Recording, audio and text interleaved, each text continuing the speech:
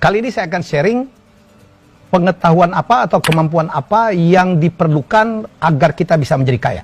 Dan ini hasil dari pengamatan saya, mulai dari melihat daftar orang terkaya di dunia, orang terkaya di Indonesia, atau sebagian besar orang-orang kaya yang pernah saya temui di Indonesia. Saya dulu kan berprofesi sebagai MC, saya banyak diminta untuk menjadi MC launching perusahaan mereka, produk mereka, atau launching anak-anak mereka, putra mereka, Amerika. Dan ini yang bisa saya sharing. Saya adalah seorang akuntan, saya paham betul yang disebut dengan bisnis proses. Jadi kita itu sebenarnya bisa mencari uang dari manapun. Jadi kalau kita melihat proses dari barang diciptakan, dari ide sampai dia dijual, kita lihat satu persatu. Sebelum barang tersebut menghasilkan uang, kan diawali dari ide. Jadi kita bisa mendapatkan uang dari menjual ide.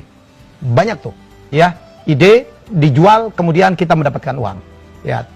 Kemudian kita juga bisa mendapatkan uang dari mendesain. Jadi dari ide biasanya didesain. Misalnya kita ingin membuat sepatu, ya. Sepatu misalnya untuk perempuan yang nyaman dipakai, misalnya, ya. Dan kemudian ada ahli desain, bagaimana menciptakan sepatu yang untuk perempuan yang nyaman dipakai, yang seperti ide yang diminta, ya. Kemudian setelah itu baru diproduksi, kan?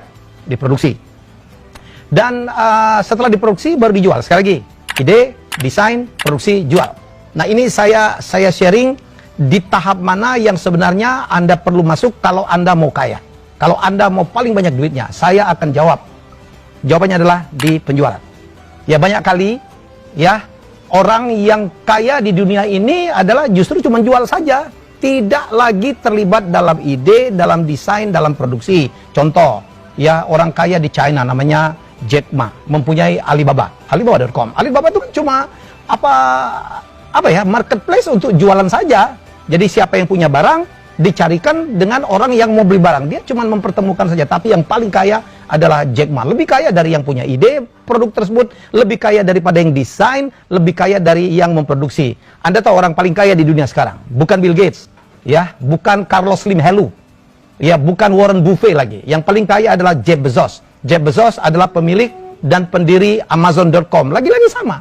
Ya, bisnisnya adalah mempertemukan pembeli dan penjual. Dia tidak memiliki barangnya, tetapi orang bukan pembeli dan penjual. Dia tidak memiliki barangnya, tetapi orang ini, ya, yang membantu penjualan adalah orang yang paling kaya di dunia. Lihat tuh, top 10 orang paling kaya di dunia. Ada macam-macam di situ.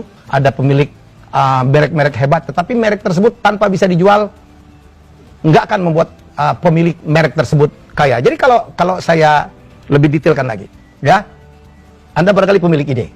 Ya, bisa nggak ya dibayar misalnya per produk? Bolehlah kalau dapat deal seperti itu. Tapi banyak kali, ya, pemilik ide itu tidak kaya-kaya amat. Ya, misalnya pembuat ide, ya, Anda tahu pemilik ide yang John Pemberton? Sedih kita. Coca-Cola, ya, itu produk dengan brand paling mahal di dunia. Ya, pernah, saya nggak tahu kalau sekarang. Itu menghasilkan triliun. Anda tahu tidak? Penemunya John Pemberton, ya, meninggal dalam keadaan yang sedih kita.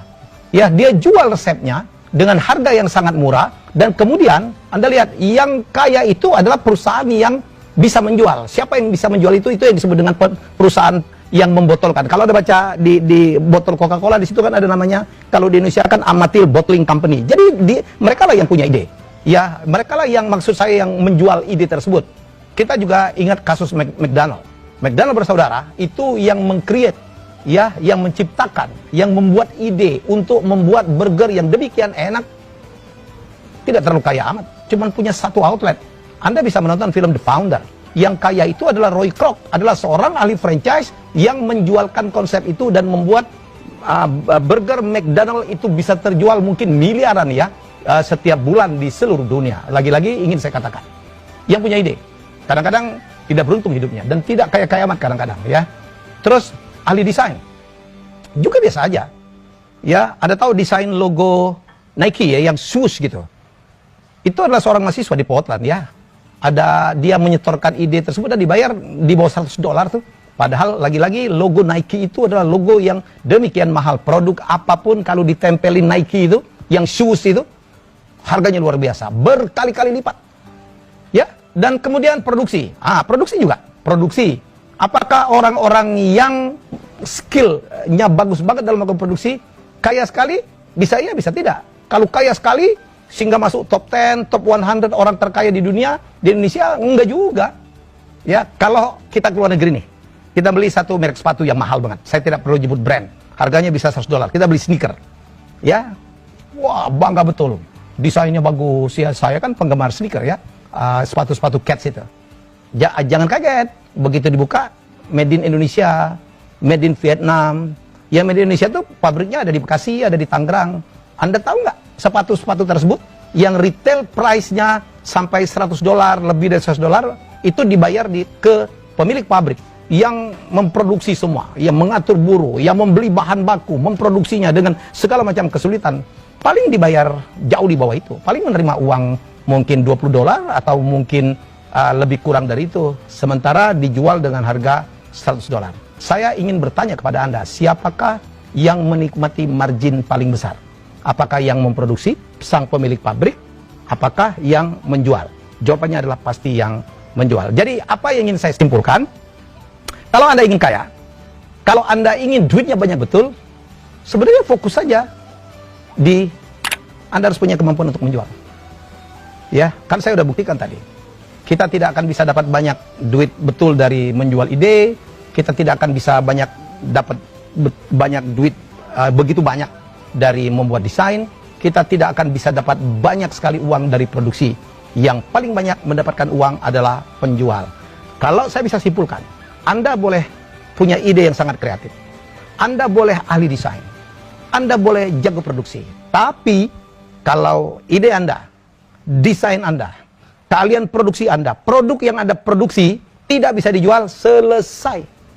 Jadi ini ilmu hidup kalau Anda ingin kaya. Ya, jadilah penjual. Anda harus punya kemampuan yang baik untuk menjual. Kadang-kadang, bila perlu Anda tidak perlu kreatif-kreatif amat. Anda nggak jago desain, Anda nggak punya ide, Anda nggak bisa produksi. Jadilah penjual. Saya kemarin mengundang Dewa Eka Prayoga, seorang penjual yang maha handal. Saya udah bertemu semua deh. Konglomerat Indonesia, orang-orang kaya in the top 10, in the top 20, rata-rata adalah jago jualan. Kadang-kadang barangnya adalah bukan barang mereka. Sekarang kita punya orang, apalagi zaman digital sekarang ya, ada orang yang kerjanya cuma jualan aja, ngambil barangnya dari orang. Ya, kita mengenal istilah macam-macam tuh, reseller, kita mengenal istilah dropshipper, kita mengenal profesi orang yang justru kerjaan cuma menjualkan produk-produk orang lain. Dan kalau ada pesanan, dia tinggal mengambilkan dari orang tersebut, ya. Dan di perusahaan biasanya juga Anda perhatikan ya, yang gajinya paling tinggi, yang fasilitasnya paling bagus, dapat setelan jas, harus keren, harus wangi, mobilnya harus bagus, adalah bagian-bagian sales. Anda lihat nggak itu? Kadang-kadang dapat bonus kalau tercapai, bonus uang ke luar negeri. Bagian produksi yang di bengkel, yang di pabrik udah belepetan, ya ketaker tuh. Jadi sekali lagi, saya ingin menyampaikan kepada Anda, kalau Anda ingin kaya, kalau Anda ingin banyak sekali penghasilan, ya, yang Anda harus kuasai adalah ilmu menjual. Gak gampang memang untuk menjadi penjual, makanya belajar.